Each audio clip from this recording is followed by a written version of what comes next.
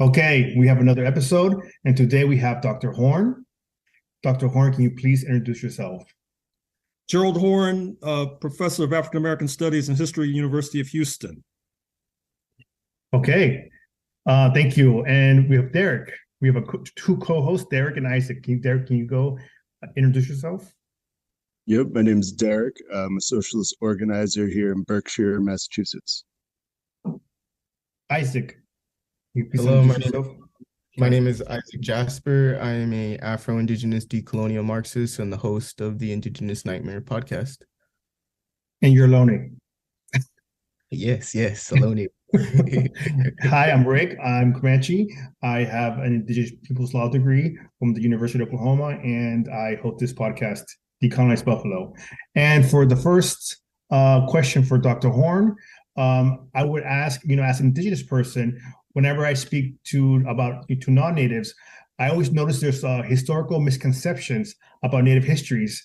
My question to you is, what are some misconceptions about Black history that most people have when you speak with them? Thank you. Well, I would say that the major one, and it is major, is that Black people supported the formation of the United States of America in 1776. What's interesting about that is that even some of our, quote, friends, unquote, on the left labor under that misimpression. And in doing so, they distort their own ideology.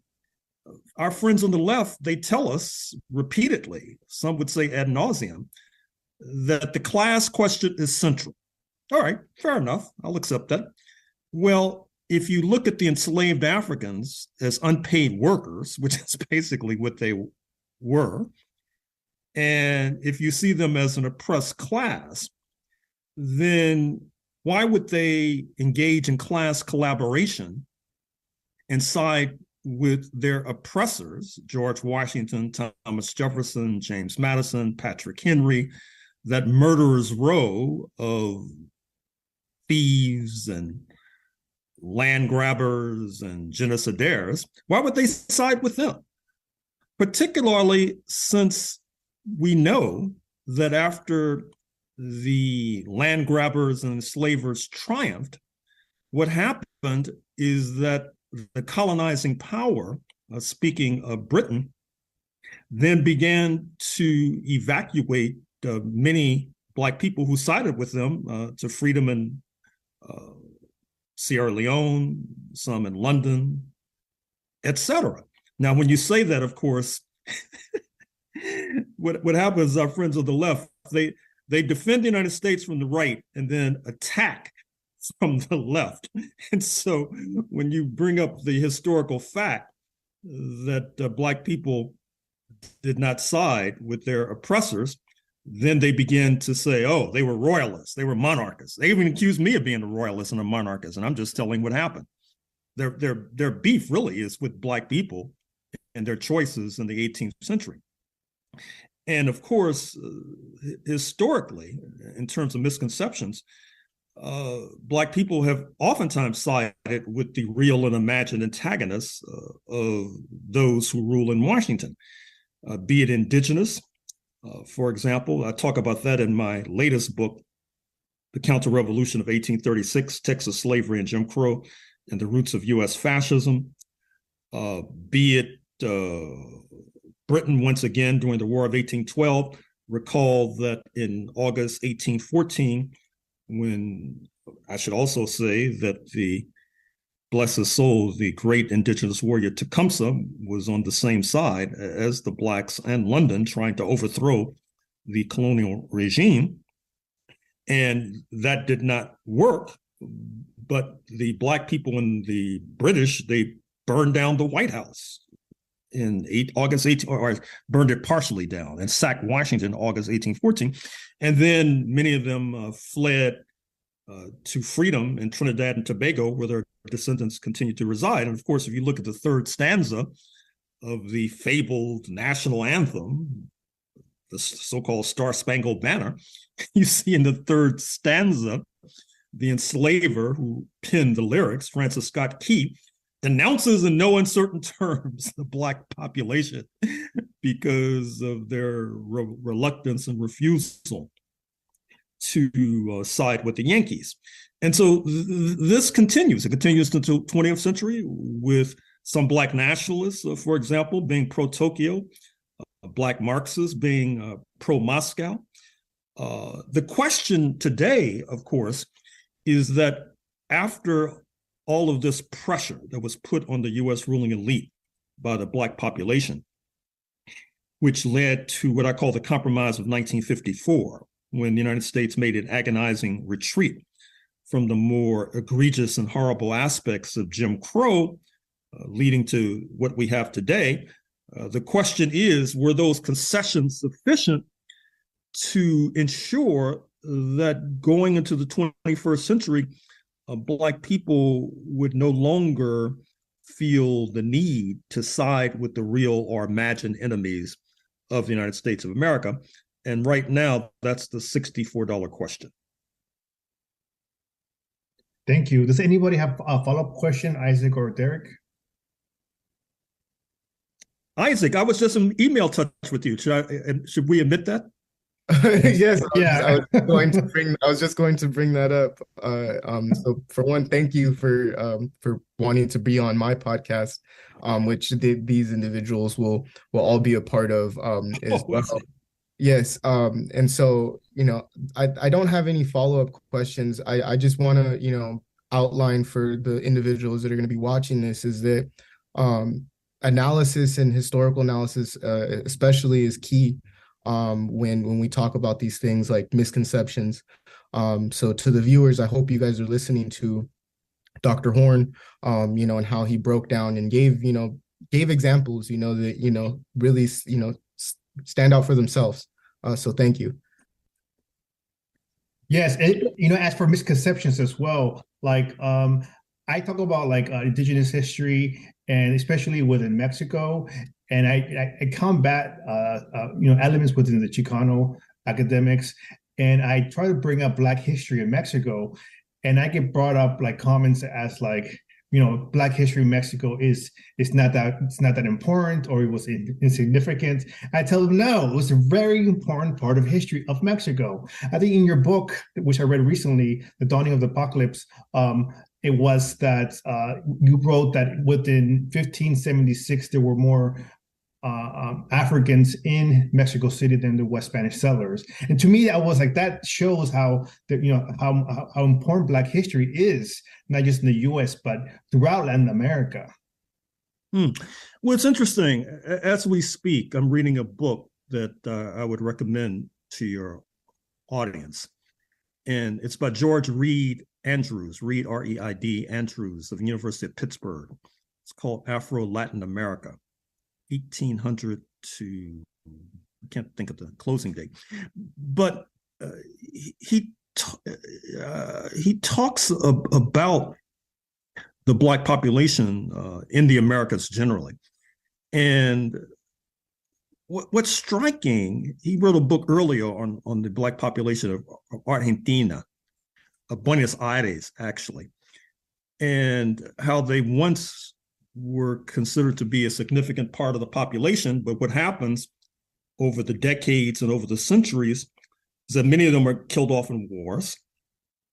And then there's migration, particularly from Italy, to the point now, if you go to Argentina, the cliche is that an Argentine is an Italian who speaks Spanish and thinks he's British.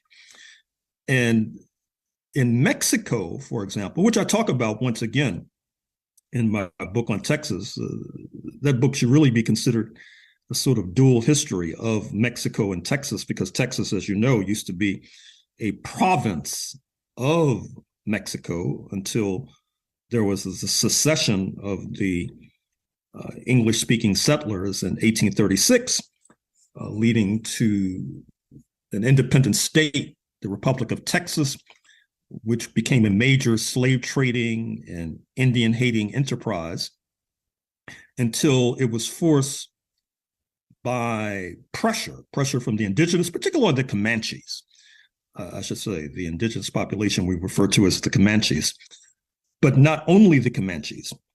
For example, the Caddo, C-A-D-D-O, as I talk about in the book, had an interlocking directorate with the Black population. And so the independent Texas couldn't stand the pressure. And so they joined the United States in 1845, where they still reside. But what's interesting about Mexico is that during the Republic of Texas phase and the reign of Texas as a U.S. state, you had thousands of enslaved Africans who escaped to freedom in Mexico. That was one of the bones of contention between the settlers on this side of the border and Mexico, because Mexico, circa 1829, had abolished African slavery under a president of African descent, speaking of Vicente Guerrero. And that's one of the differences between a good deal of what we call Latin American history and U.S. history. Because in a good deal of Latin American history, if you look at the struggle against Spain, you see that folks like Simón Bolívar, who was, of course, the national hero of Venezuela, and to a degree, a national hero in neighboring Colombia as well. Unlike George Washington, he sought to move away from his enslaving roots in order to fight the Spanish. George Washington, of course, remained a slave owner to his dying day. In fact, there's a book about this enslaved Black woman named Ona, or Oni, O-N-E-Y, or O-N-A, Judge, who escaped from George Washington when he was serving as president in the then capital of Philadelphia. And George Washington was putting advertisements in newspapers. He was tracking her down. He wanted his property back.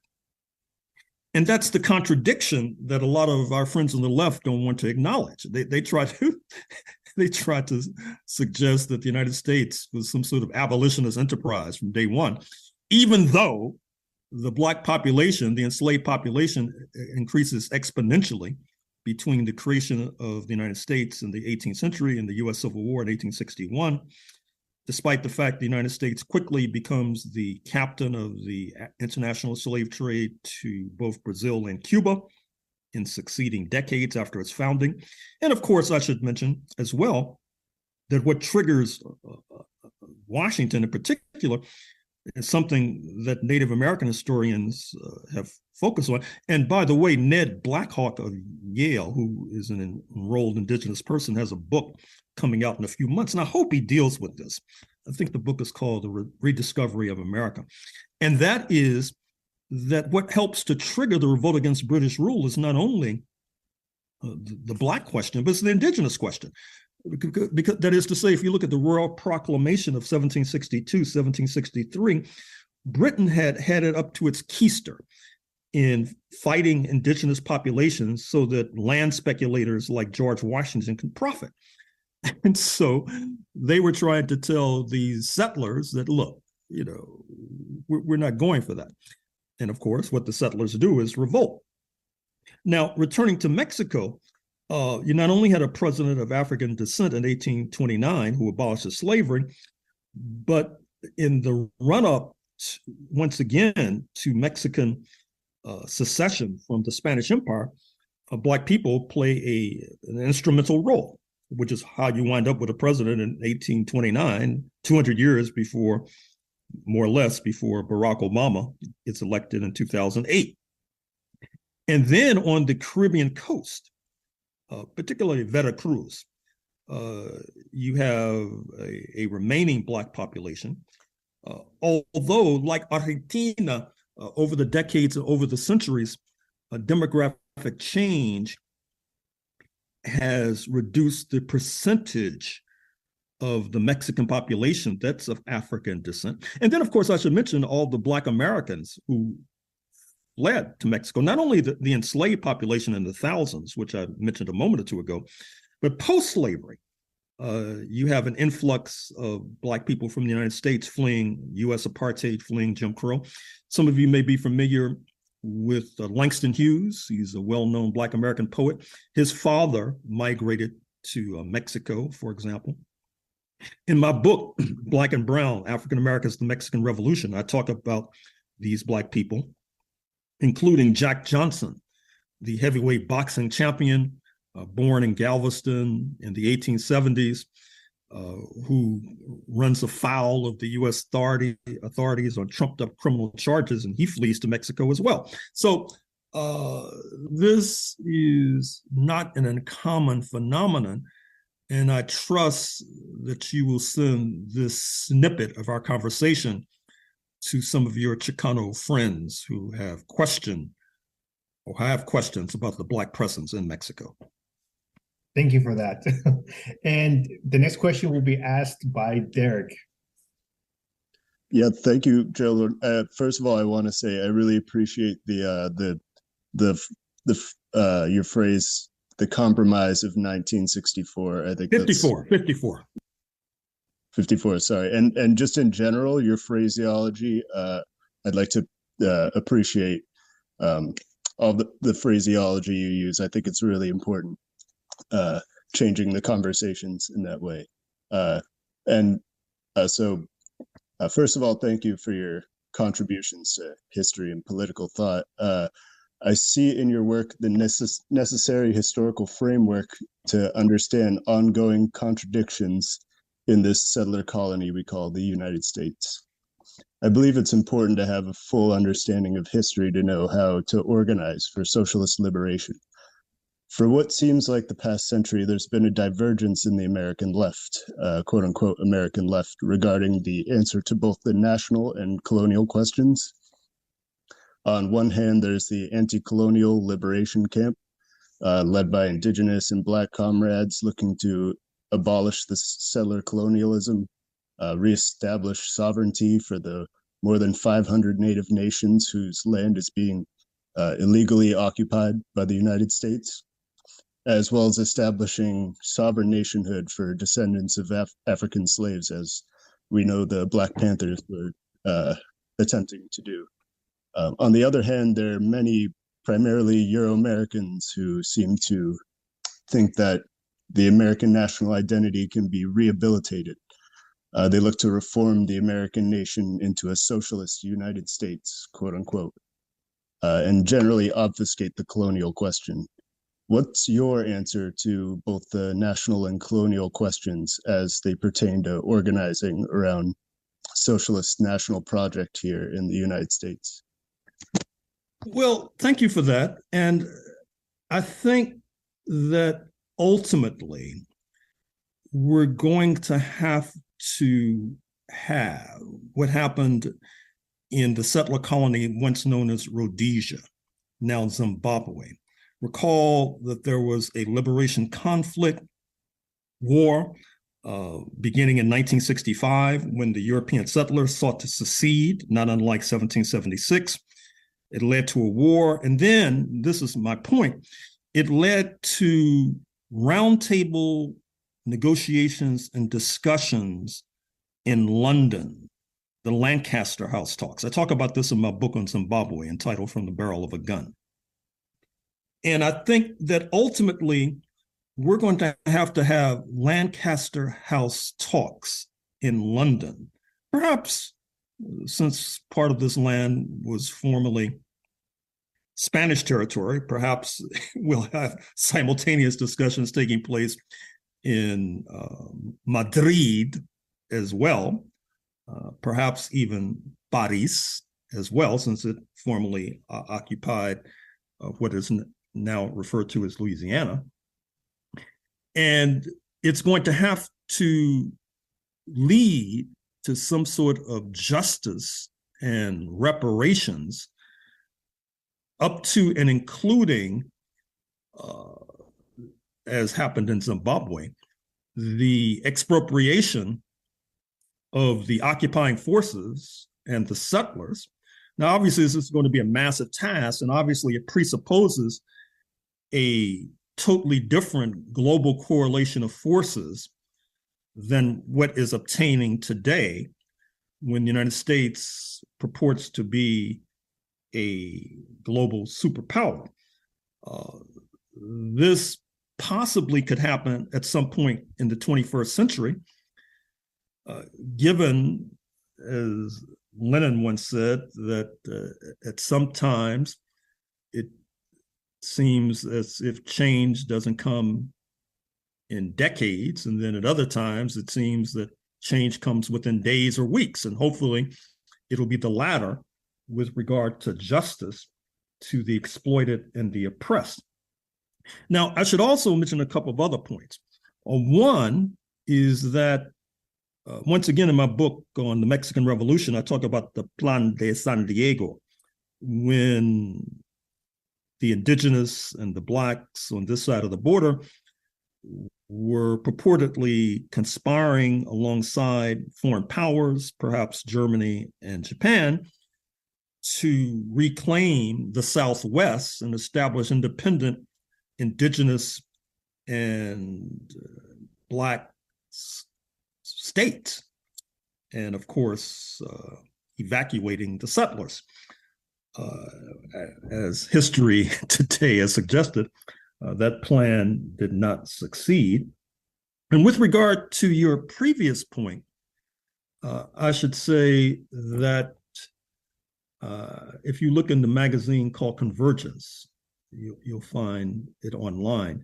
You'll see a piece that I wrote entitled "Against Left-Wing White Nationalism," because I think that unfortunately a lot of so-called left-wing thought in the United States is basically just a left-wing form of white nationalism. And as I said in my opening remarks, really doesn't even deal with the class question, even though that's supposed to be their calling card. So, and then further, probably next year, I'll publish a book entitled "Arms Struggle?"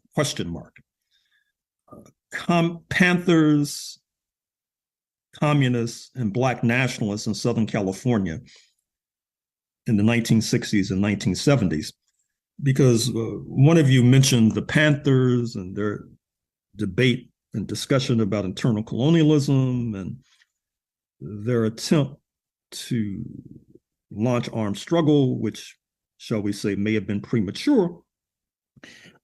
But what I'm trying to do in this book is to lay out a roadmap to look at what they did that worked and what they did that didn't work. And hopefully that'll serve as a blueprint for comrades of the future and of the 21st century. Does anybody have a question? Oh, now go ahead. So go ahead, Derek, sorry. Yeah, thank you. I just wanted to say thank you for that. I knew you would have a historical precedent for that with those Rhodesia, right? Thank you for that response, and I'm highly anticipating that book. Right on. Isaac, do you have a follow-up question? No, I didn't. I'm sorry.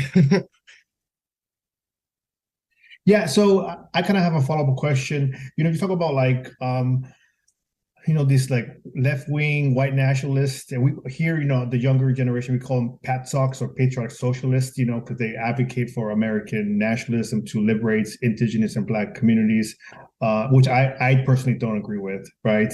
And I advocate for indigenous sovereignty, but do you feel like I don't know. I feel like maybe it's more the comment than a question, and maybe you get your thoughts on it, Dr. Horne. I feel like a lot of these, Anglo patriotic socialists, like they have a really shallow view on history, American history, and especially Black history, and especially indigenous history, and it leads them to have these ideas that's like almost like class reductionist, like which leads them to be again think that the American colonial project is salvageable, but I don't think it is. Do you feel like you encounter a lot of these people, on the left, or do I encounter them? Or they hate me? As a matter of just yesterday, one of those folks called me a traitor and a counter-revolutionary.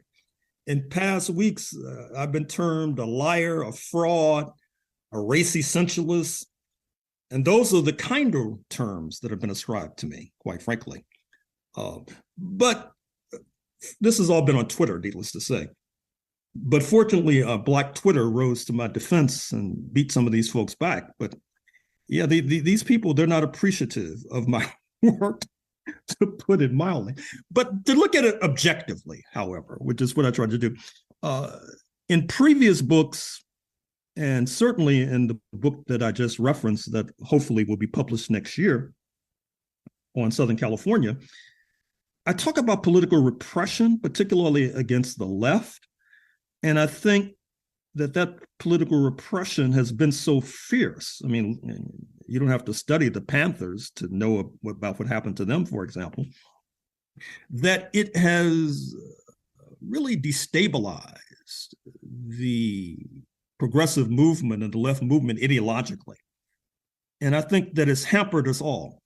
What I mean is that if you want to be a good tennis player, for example, it's helpful to play against other good tennis players. Or if you want to be a good basketball player, it's helpful to play against other good basketball players. That's why certain schools, year after year, attract the best players, because people feel they can raise their game. And so likewise, it's difficult for any of us to be ideologically sharp in such a backward country, which has come into being based upon a towering mountain of cadavers of the indigenous, the Africans, amongst others. And so I think it hampers us all. But one of the points that I've been making in some of my work is that fortunately, our fate is not wholly determined by the correlation of forces domestically. Some might argue that more so, our fate is determined by the correlation of forces globally, internationally. And there is room for optimism. That in some ways is the missing link with regard to our struggle.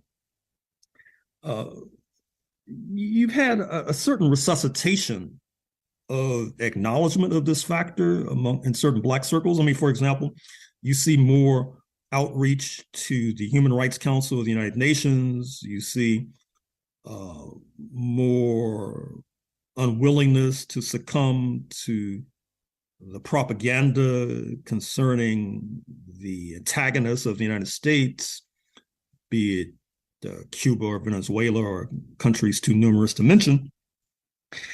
And that's a sign of optimism. That's a sign of hope for the short term and the long term. Derek, I think you had your hand up. Yeah, yep. I just wanted to comment that I have a lot of the same thoughts on that. That it seems with the seeming end of U.S. global hegemony seems to be the conditions in which these we can progress in those terms. Well, sure. I mean, and you know, it's happening when we speak. And back to that point about how change can come rapidly. I've been giving commentaries most recently on Black Agenda Report this evening, assuming they play it, on KPFA in Berkeley at 7 p.m. Pacific, where there's a possibility we may be on the cusp of World War III, believe it or not. Now, of course, the bad news is that could mean the extinction of all humanity. The good news is that such a titanic, profoundly disruptive development could be a catalytic factor in bringing the destabilization of the U.S. ruling elite and the reshuffling of the deck domestically, perhaps bringing those Lancaster House talks I alluded to within our lifetime. Thank you. Yeah, and I feel like, me, Derek, and Isaac, we've all encountered this like Anglo-white, quote unquote leftists that, always are telling us that we're like race reductionist and, sidelining black liberation, sidelining indigenous liberation. And it's just like for us three, we're always talking about this and it's so frustrating. But Isaac, you have your hand up. Yes, thank you for outlining that, Dr. Horne. I wanted to kind of bring this up too, in hopes it's kind of more or less like a comment that correlates with what Rick was speaking to.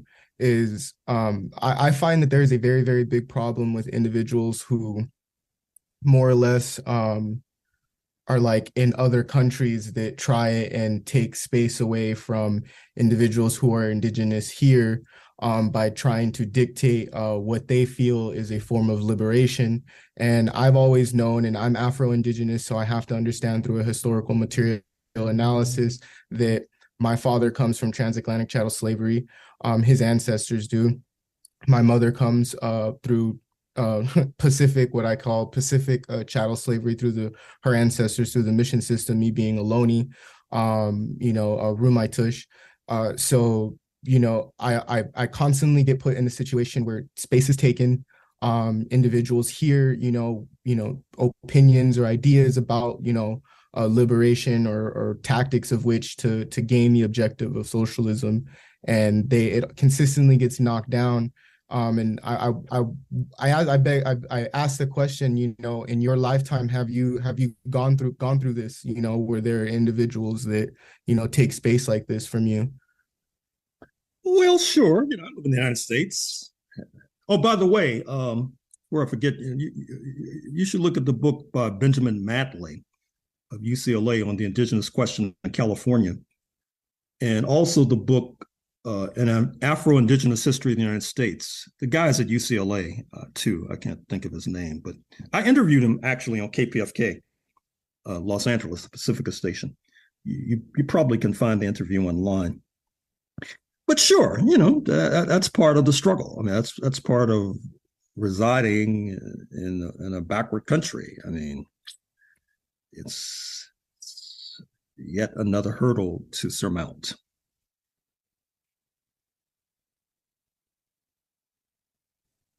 Well, thank you for asking that. I also have another question for you.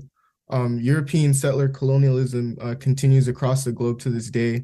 And from your books, we see that there is a shared struggle between colonized people across the world. How might internationalism play a role in the struggle for decolonization in the United States? Well, I've already made reference to it because I think that historically, because the correlation of forces has been leaning so decidedly to the right in this country, given left-wing white nationalism, given settler colonialism, given white supremacy, given misogyny, that progressive and wise forces have found it necessary to lengthen the battlefield. And that's what I was talking about in the first few minutes of our conversation, for example, talking about London, Tokyo, Moscow, Tecumseh, et cetera. United Nations Human Rights Council. I mean, I've already made reference to that. That's been one of the hallmarks of my work, and it's been one of the themes that I've tried to stress today.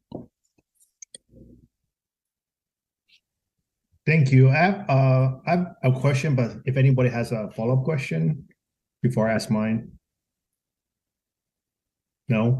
Okay, so I had a comrade that came on the podcast, had been on the podcast, several times, and he was one of the ones that actually wrote like that really nasty piece on you. And me, Derek, and Isaac, we kind of, including Black Twitter, all jumped on this comrade, Rainer, and I got pretty disappointed because I know this dude, right? And I was just like, "What are you doing, Rainer?" And but it's really disappointing seeing like Anglo comrades do this kind of stuff. But can you address, like, if there is there anything, maybe it's up to you, you feel comfortable with it, address these misconceptions about you, your work, and and clarify the air on anything you want to clarify. I don't know. I mean, I've written I published almost 40 books. You think I've written only one book on 1776? But obviously that got under people's skin.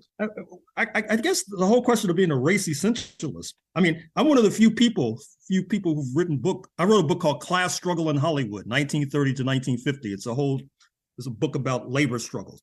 I mean, don't people know about the internet? I mean, don't people know about Dr. Google? I mean, don't they know about Wikipedia? I mean, how could you say all these things about me without even doing a simple search on the internet? I mean, it's incredible. I mean, I've written labor histories about the Caribbean. I mean, I've written probably more about class struggle than anybody in the United States. But see, I think the thing is, if you're Black and you write about Black people and in defense of Black people, that means you're a race essentialist ipso facto. You're not supposed to defend Black people if you're Black. And I guess even if you write about the class question and attempts to construct class unity for socialism and on behalf of unions, that doesn't count. So it's quite incredible. Excuse me for laughing, but maybe I won't laugh because of some of the verbiage has been so inflammatory. I was thinking that if these people knew where I am, it might lead to an attack. But I travel so much, it's hard to hit a moving target. Isaac, you got a question? Yeah, so I wanted to kind of address that, is that, I mean, you obviously are a professor, you teach history, you've written, like you said, over 40 books. The fact that these individuals had the ability to disrespect you, but at the same time question like individuals like me, like Rick, and like Derek here, which we're speaking with, and then label us names and state, well, this is why, this is that, and it paints this picture of why people need to read, I feel, decolonial theory. And so I wanted to get your take on, like, say, individuals who call themselves a Marxist but yet have never read Walter Rodney, or Frantz Fanon, and but have this understanding of what they think is decolonial, and in essence it's really just a white nationalist aesthetic to what is a continued capitalism, I feel. Well, I mean,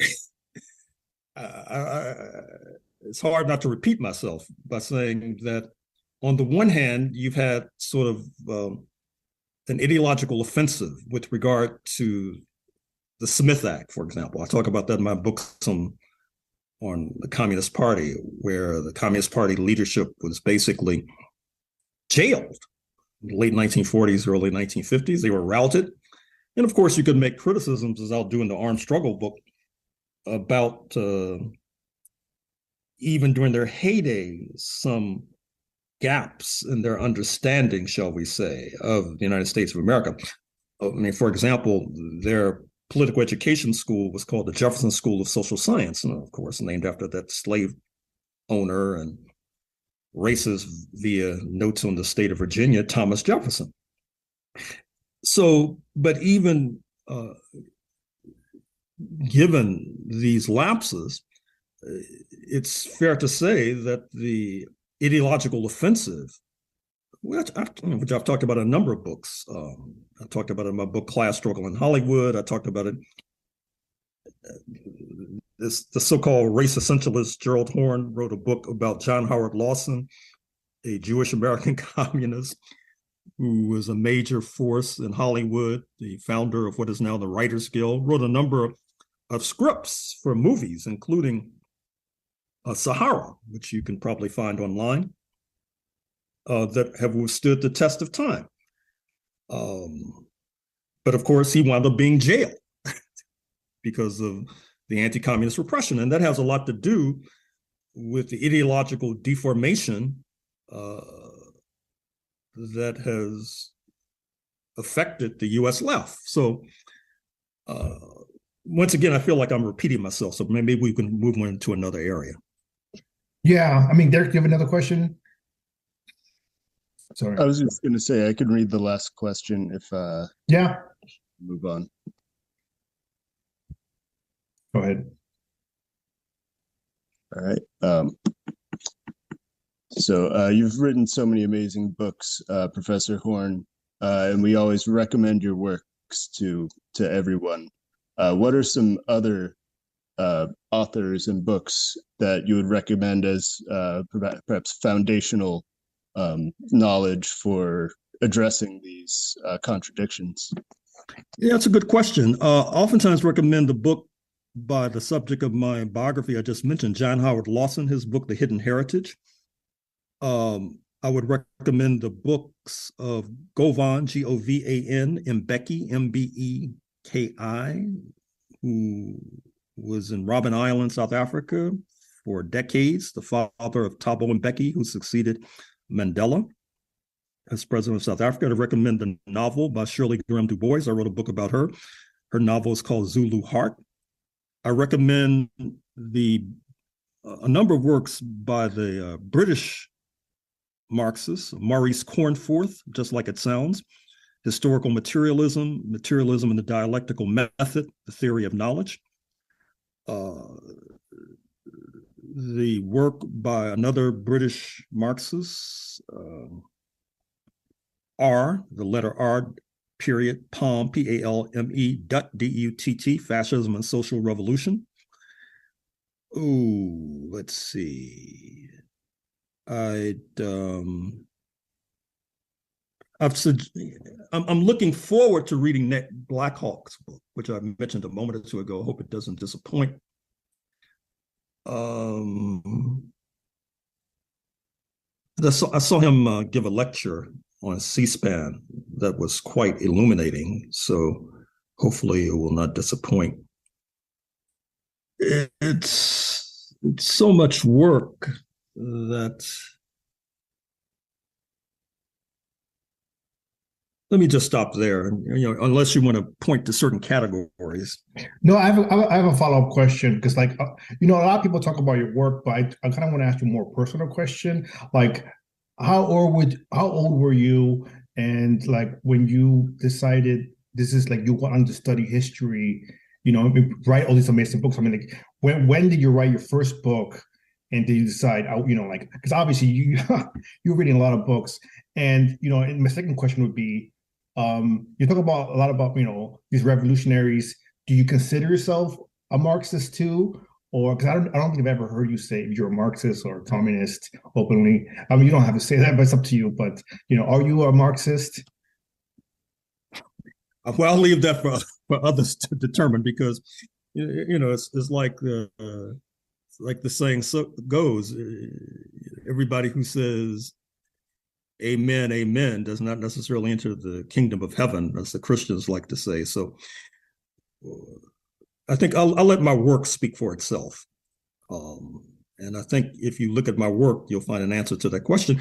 Or, for example, in terms of your other questions, there's a 9-part biographical series on the Activist News Network dealing with my origins and my roots, and proletarian St. Louis, son of a Teamster, going to the St. Louis Public Library as a youth, growing up in Jim Crow St. Louis, parents from Mississippi, the heart of darkness of the United States of America.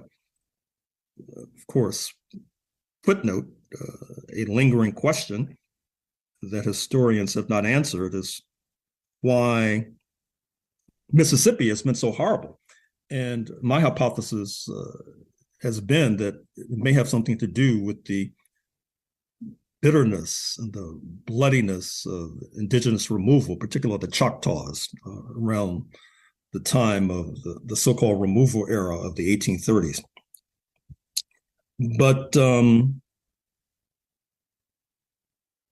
yeah, I mean, my life is an open book. I think Derek has a question. His hand's up. Yeah. Professor Horne, you mentioned earlier that you interviewed an author. Is there anywhere other than, yeah, I just see your page on the University of Houston website. Is there anywhere where we can find like a resource for all of your works, your interviews, and everything like that?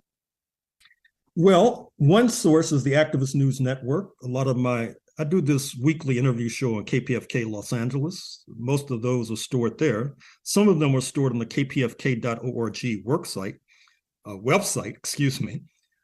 My books, they're all over the place. I mean, Amazon, Wikipedia. I mean, I'm an easy person to find. It's not like I'm underground. Anybody who has access to an internet connection should be able to track me down. Thank you. And I appreciate your time. We all appreciate your time and your knowledge. I hope people actually read your books instead of just criticizing you without reading you. And I hope that this, as I always state on this podcast, that we need good understanding of history to make a proper analysis for decolonial theory.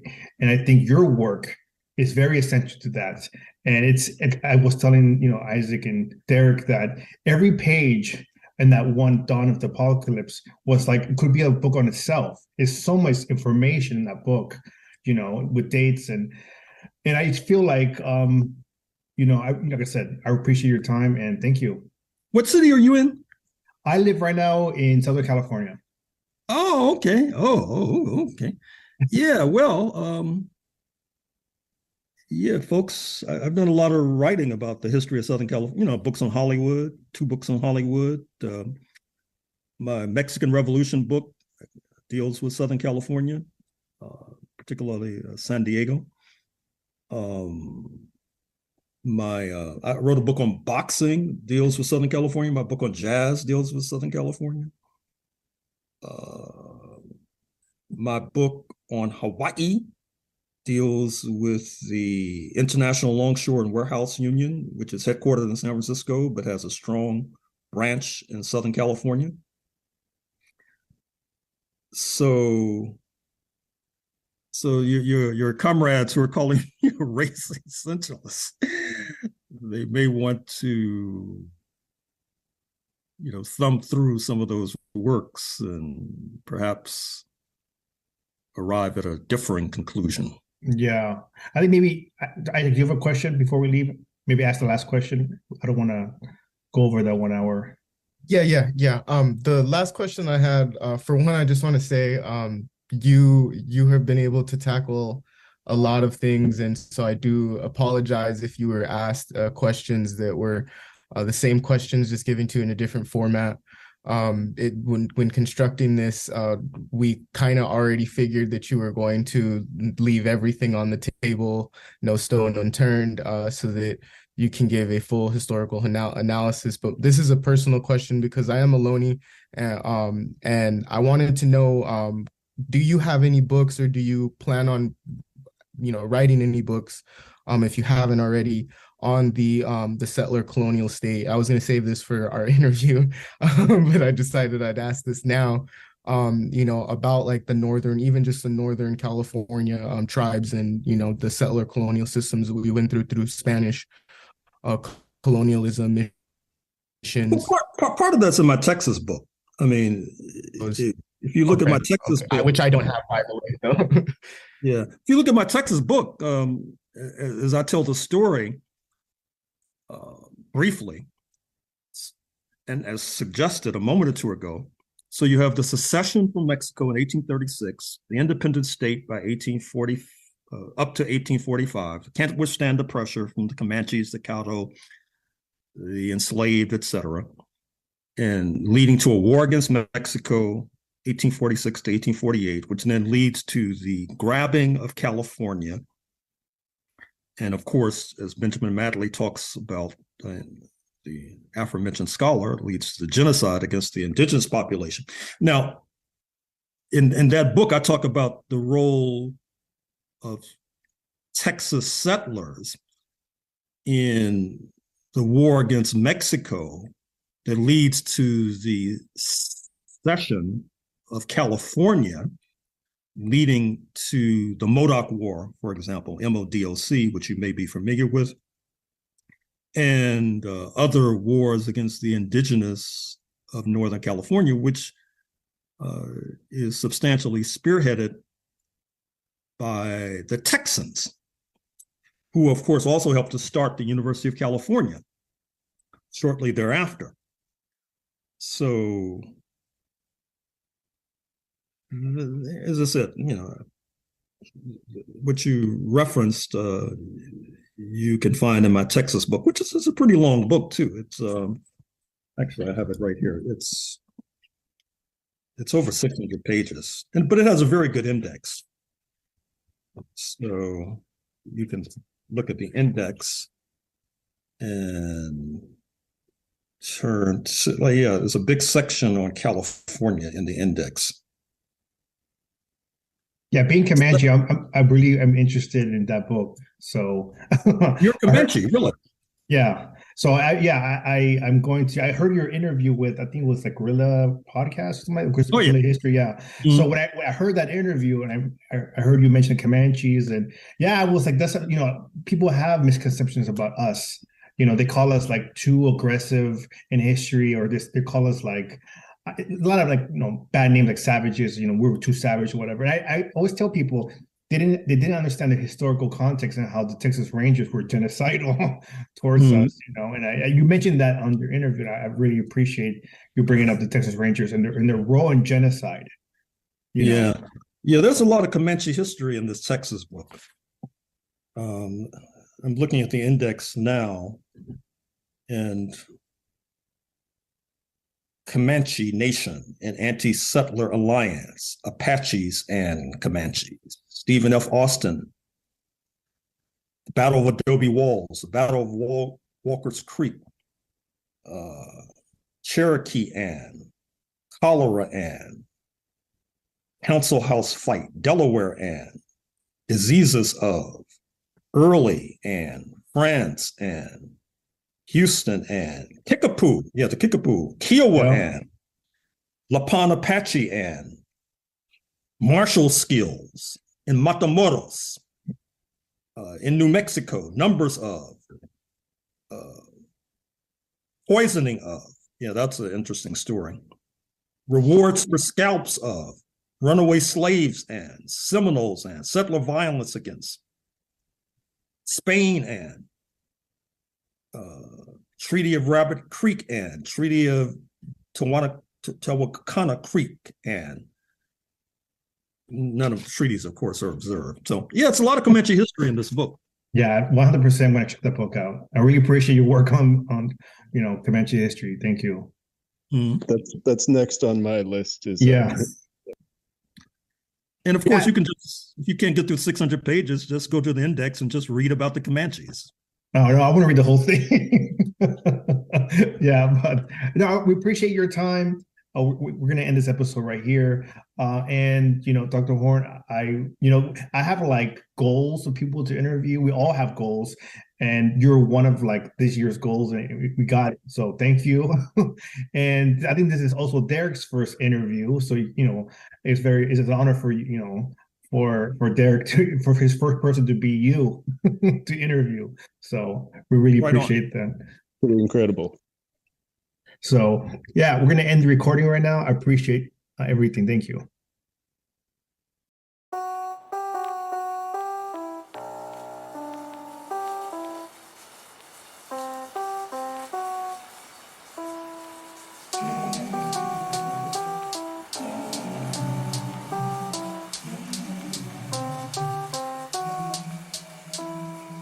It's something about you that's so familiar, something that's got me wanting to know you. I can't put my finger on it, but it feels like I've been here before. It's something about me that makes me wonder. I swear I met you, but you're a stranger, and I can't put my fingers on quite what it is. Oh, but I've been here before. Maybe it was me who brought you here. It should run the other way, but I stay right here. And I'll be a fool for you. I know myself, but I pretend. I leave and I come back again. Now I'm a fool for you. I love you time and time again.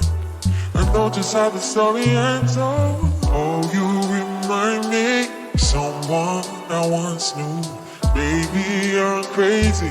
It's hard to ignore you, and I can't wrap my head around it, but it feels like I loved you before. Maybe it was me who brought you here. It should run the other way, but I stay right here. I'll be a fool for you. I know myself, but I pretend. I leave and I come back again. Now I'm a fool for you. I love you time and time again. I know just how the story ends. You know, I made that bet before I knew you, baby. Before I really knew me. What was it for anyway? I mean, what did you end up losing? My best friend. She taught me a lot. For her. Thought we had to have all the answers right now. And now? Kind of liking the fact that I don't.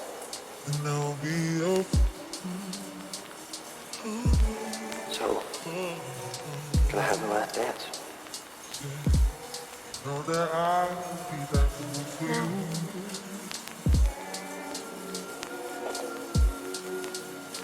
can have the first. And I'll be a fool for you. I know myself, but I pretend. I leave and I come back again. Now I'm a fool for you. I love you time and time again. I know just how the story ends.